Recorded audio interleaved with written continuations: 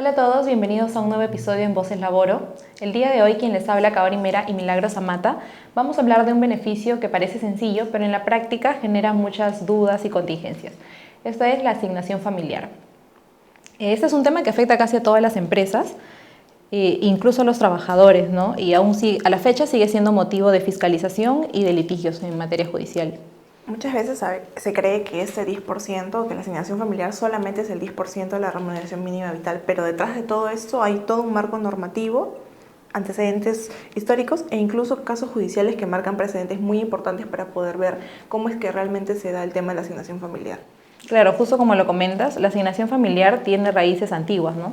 Se regulaba ya en el sector público y se le reconocía como una remuneración familiar, que estaba vinculado ya sea al estado civil o a la tenencia de hijos. Posteriormente, a través del decreto legislativo 276, ya se regula como una bonificación familiar que se fija de manera anual.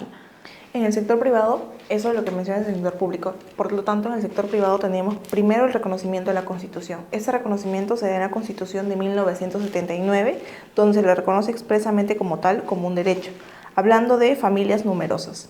Es decir, este concepto nace de una necesidad de poder ayudar a las familias que tenían varios hijos, que es donde más predominaba en esas épocas. Luego tenemos un punto de inflexión que es la normativa 25129, que es la norma que actualmente está vigente para el sector privado y rige el tema de la asignación familiar.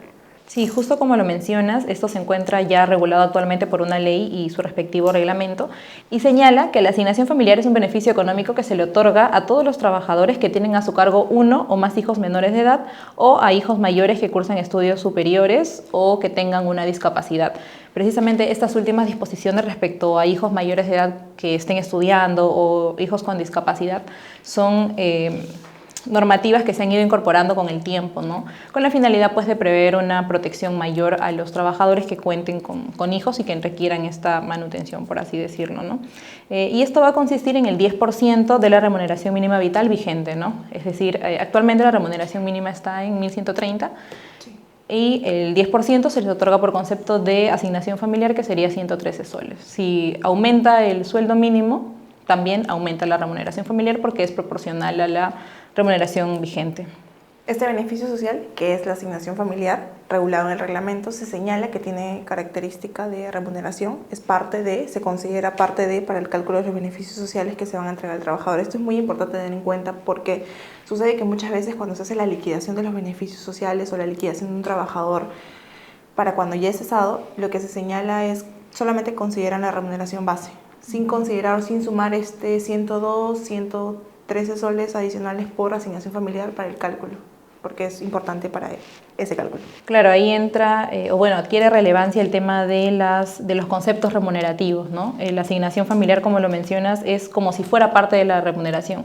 ¿Qué quiere decir esto? Que, por ejemplo, no está sujeto a que el trabajador pida licencias o esté de vacaciones, entre otros, ¿no? La asignación familiar se paga tal cual la remuneración base del trabajador.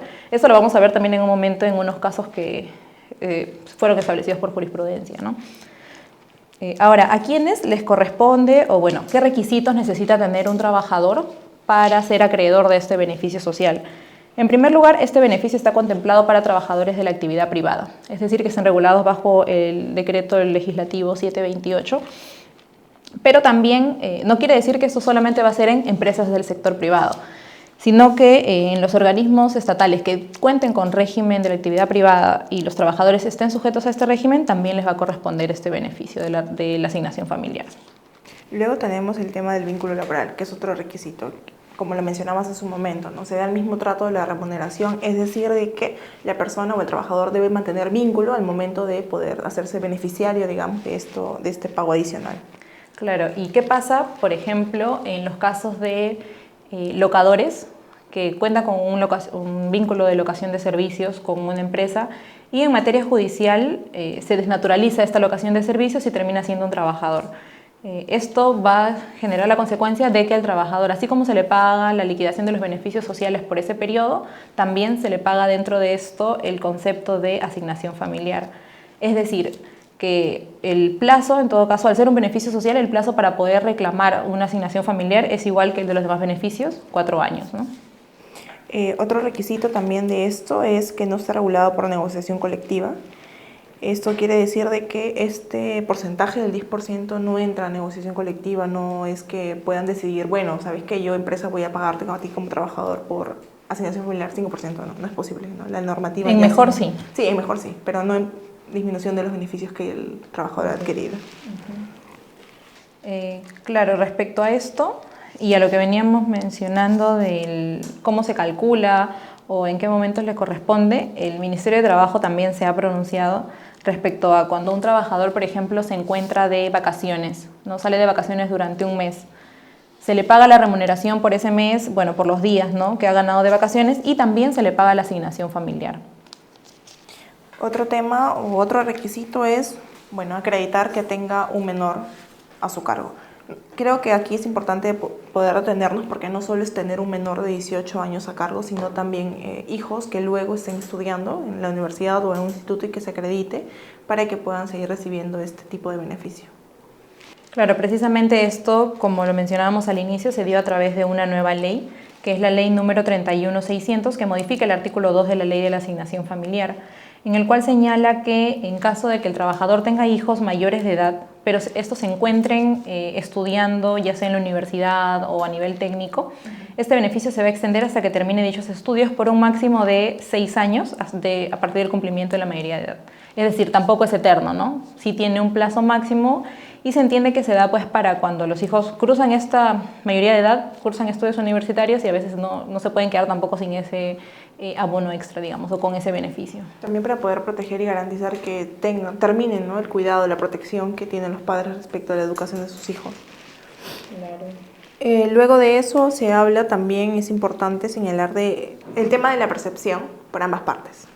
Los padres de familia, ambos trabajando, ambos tienen el derecho a poder percibir el tema de la asignación familiar. No quiere decir porque si la mamá recibe, ok, el papá no. Claro, incluso aunque ambos trabajaran en la misma empresa, ¿no?, también sí, les corresponde a ambos. La única limitación, por así decirlo, es que el pago no se realiza por cada hijo que tenga el trabajador, ¿no? Si no es solo tenga 1, 2, 3 hijos, igual va a ser el 10%, ¿no? A diferencia de que sí, pues se le puede dar tanto al padre como a la madre. Ahora, para que se les pueda otorgar este beneficio a los trabajadores, se debe acreditar la existencia de los hijos, ¿no? ¿Mediante qué documentos se acredita? Bueno, en primer lugar, con los documentos básicos, DNI de los hijos. En el caso de hijos con discapacidad, mostrar el certificado CONADIS. En el caso de los hijos mayores de edad que estén estudiando, también acreditar con los respectivos certificados de estudio, ¿no? Porque, bueno, es importante que se pueda demostrar porque no se le puede dar tampoco de manera indiscriminada a quienes no lo tengan, ¿no? O ya no cumplan quizás con estos requisitos exigidos por la norma.